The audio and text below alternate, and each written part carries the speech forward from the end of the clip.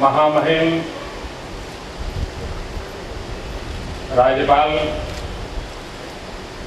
मातृस्वरूप आदरणीय कमला जी, उपकुलपति जी, मंचस्थ सभी महानुभाव और आज जीवन के एक पड़ाव को पूर्ण कर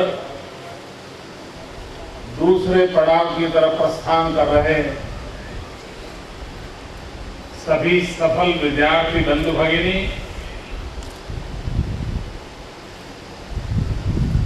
सभी उपस्थित आदरणीय महानुभाव, विद्यार्थी मित्रों,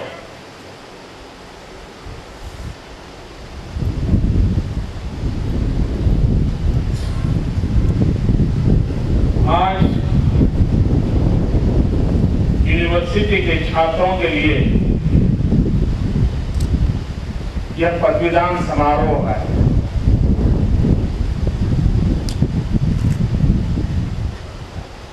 एक छात्र के रूप में इस यूनिवर्सिटी से आपको जो मिला, आपने जो पाया, आपने जिसे जीवन में ग्रहण किया, उस सब को एक प्रकार से कसौटी पर ताकने का युग आपके जीवन में शुरू हो रहा है।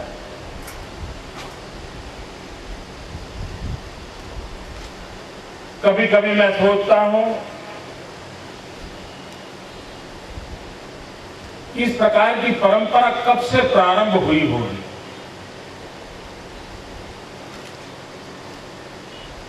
अगर पुराणों को टटोले, अगर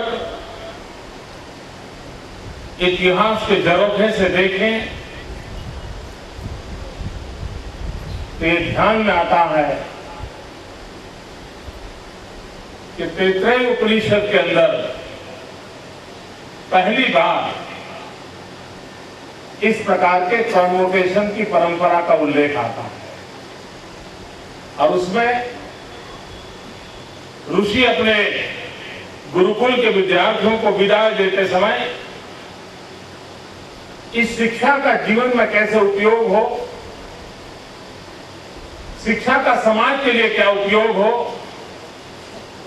शिक्षा का परिवार के लिए क्या उपयोग हो, शिक्षा स्वयं के जीवन को कैसे दिशा निर्दिष्ट करे, इस सारे विषयों का उसके अंदर बड़े विस्तार से उल्लेख है और उसी आशीर्वाद स्वरूप मिले हुए शब्दों के माध्यम से जीवन जीने का प्रयास उस समय के छात्र किया करते थे। मुझे विश्वास है कि ये परंपरा सिर्फ कर्मकांड नहीं है, बीते हुए कल का लेखा जोखा लेते हुए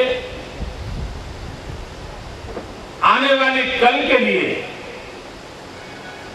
दिशा निर्धारित करनी है, गति निर्धारित करनी है और ये सब ज्यादातर स्वयं के बलबूते पर करना होता है। जब हम यूनिवर्सिटी में होते हैं, क्लासरूम में होते हैं, साथी विद्यार्थियों के बीच होते हैं, गुरुजनों के बीच होते हैं, तब कोई न कोई होता है जो हमें उंगली पकड़कर चलाने का प्रयास करता है, कोई न कोई होता है जो हमें दिशा निर्देश देता है। कभी हम उलझन में होते हैं तो उन गुरुजनों के पास जाकर के हम भी मार्गदर्शन प्राप्त करने का प्रयास करते हैं और हम उलझन से बाहर आकर के उस रास्ते पर चलने का प्रयास करते हैं। विद्यार्थी काल में सारे अवसर मिलते हैं। लेकिन एक बार विद्यार्थी काल पूरा हो जाता है, फॉर्मल उन व्यवस्थाओं से जब मैं बाहर चला जाता हूं, न मेरे आसपास कोई गुरुजन है, न मुझे मार्गदर्शन करने के लिए किसी क्लासरूम में कोई प्रबोधन हो रहा है, और उसके बाद जब जीवन की कठिनाइयां शुरू होती हैं, तब हर पल लगता है कि यार अच्छा होता जब पढ़ता था तब इस बात पे ध्यान रखा होता तो शायद आज मैं इस रास्ते से गुजर जाता।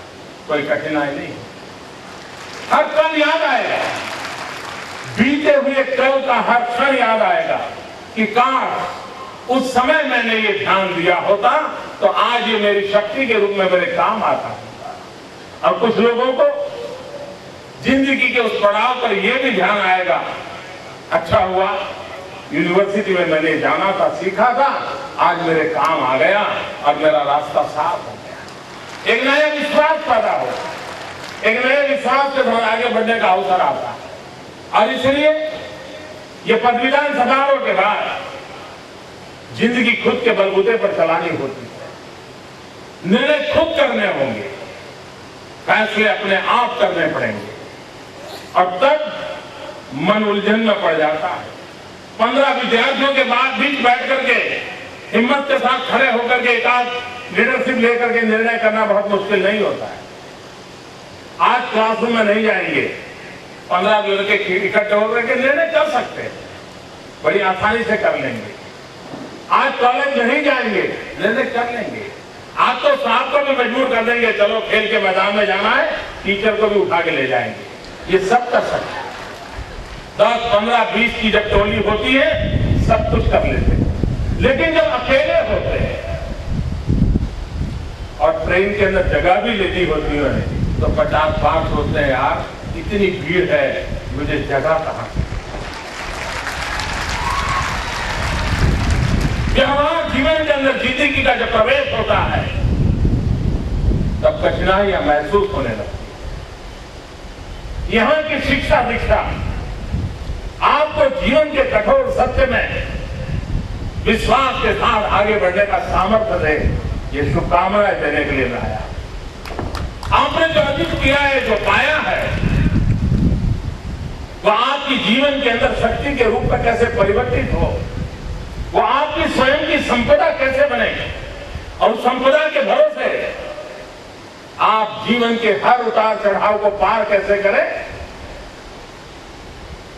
इसके लिए अब आपको अकेले को सोचना पड़ता है। मैं कभी कभी सोचता हूं कि दुनिया में अच्छे से अच्छा विद्यार्थी कौन था, वो कौन सा विद्यार्थी जाए जिसको हम कह सकते हैं तो उसको नंबर 1 देना पड़ेगा। और ध्यान आता है एकलव्य की तरफ। गुरु मौजूद नहीं थे, गुरु की कल्पना मात्र थी, लेकिन जीवन में कुछ सीखना था, पाना था, बनना था, और किसी को पराजित करने के लिए नहीं करना था। एक भीतर से आवाज उठी थी कि मैं क्या राज परिवार में पैदा नहीं हुआ, इसलिए क्या मैं शिक्षा प्राप्त नहीं कर सकता हूं। उसने आह्वान किया था समाज व्यवस्था को, ललकारा था उसने। क्या मैं किसी गरीब परिवार में, किसी वनवासी के घर में पैदा हुआ, मैं राजकुमार नहीं था, इसलिए मैं इस विद्या को नहीं जान सकता हूं। एक युवा मन के अंदर कसक उड़ गई, कौन होता है मुझे सीखने से रोकने के लिए, और उसने पूरी व्यवस्था को चैलेंज कर दिया, सारी व्यवस्था को ललकारा, उस युग में ललकारा, और ललकार करके काल्पनिक गुरु की पुतला बना करके वो तीरंदाजी का प्रयास करने लगा और एक सफल योद्धा बना।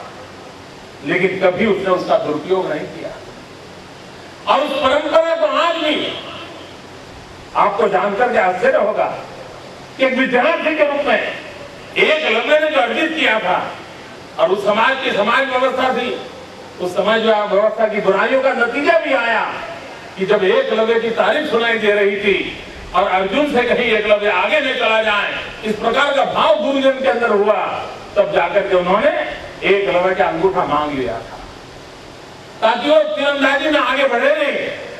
यहां तक कुटिल राजनीति का शिकार एकलव्य हुआ था। लेकिन उस समाज की विशेषता देखिए, जिस समाज के अंदर एकलव्य पैदा हुआ था। एक बड़ी इंटरेस्टिंग घटना घटी। 15-20 साल पहले बॉलीवुड ने एक हिंदी फिल्म बनाई थी और मिथुन चक्रवर्ती उसके अंदर मुख्य कलाकार थे और वे ट्राइबल का रोल कर रहे हैं। और संथाल परगना के अंदर बंगाल और बिहार के बीच की जगह पे उनकी फिल्म का शूटिंग चल रहा था। ट्राइबल इलाके के बीच में सारे ट्राइबल लोग भी थे और फिल्म का शूटिंग हो रहा था तो देखने के लिए बहुत बड़ी भारी मात्रा में भीड़ इकट्ठी होती थी। पुलिस ने व्यवस्थाएं भी की थी और मिथुन चक्रवर्ती वहां खुले में अपने फिल्म के डायरेक्टर की सूचना के मुताबिक अपने एक्ट करते रहते थे। और एक बार ऐसी आती है कि जिसमें मिथुन चक्रवर्ती को तीर चलाना होता है। अब 2 दिन से शूटिंग चल रहा था, बहुत शांति से चल रहा था और बहुत जैसा डिसिप्लिन लोग चाहते थे वैसे डिसिप्लिन से दूर दूर बैठे थे। लेकिन जब एक तीरंदाज तीर चलाने का दृश्य लेने के कैमरा सज्ज हो गए और टेक के लिए सूचना चल गई और अचानक ये जितने लोग आदिवासी वनवासी इस दृश्य को देख रहे थे सारे डिसिप्लिन तोड़ करके अंदर घुसाए और उन्होंने मिथुन चक्रवर्ती को पकड़ करके उससे हाथ के तीर खींच लिया। सब डर गए। उनके गुस्सा का कोई सीमा नहीं थी। तब व्यवस्थापकों ने पुलिस वालों को रोका, पूछा भाई ऐसा क्यों कर रहे हो? तो उन्होंने कहा ये हमारे पूर्वजों का अपमान कर रहा है। बोले पूर्वजों का अपमान? हाँ। बोले हमारे पूर्वज एकलव्य थे और हमारे पूर्वजों ने अंगूठा दान में दे दिया है। ये तीर चलाता है तब अंगूठा उपयोग कर रहा है। ये हमारे पूर्वजों का अपमान कर रहा है। हमें अंगूठे के बिना तीर चलाना सीखना होगा और एकलव्य से आज तक इस परंपरा को हम निभा रहे हैं। आप कल्पना कर सकते हो कि किस प्रकार की गुरु शिष्य परंपरा को उस समाज ने निभाया हो। यह सामर्थ्य एक शिक्षण के जगत के अंदर विद्यार्थी जीवन का एक बेहतरीन उदाहरण हम लोगों के सामने मौजूद है। और तब जाकर के एक विद्यार्थी के रूप में मैं जब जीवन की कसौटी पे पार उतरने जा रहा हूं तब हर पल मेरी कसौटी होने वाली, हर पल एग्जाम होने वाली है और उसके कोई मार्क्स नहीं मिलने वाले, कोई गवर्नर साहब आकर के सर्टिफिकेट नहीं देने वाले हैं, कोई रिकॉग्नाइज करने के खड़ा करने वाला नहीं है। मुझे ही रात को सोते से पहले अपनी जिंदगी का हिसाब लगाना पड़ेगा कि मैं आज जब चल पड़ा था, मंजिल पे जाना चाहता था, रास्ता सही था या नहीं था, मंजिल पर पहुंचा नहीं पहुंचा, कि अभी भी मुकाम पर अटका हुआ हूं, ये रोज हिसाब लगाने पड़ेंगे। अब तब जाकर के जिंदगी आगे बढ़ती चली जा रही है।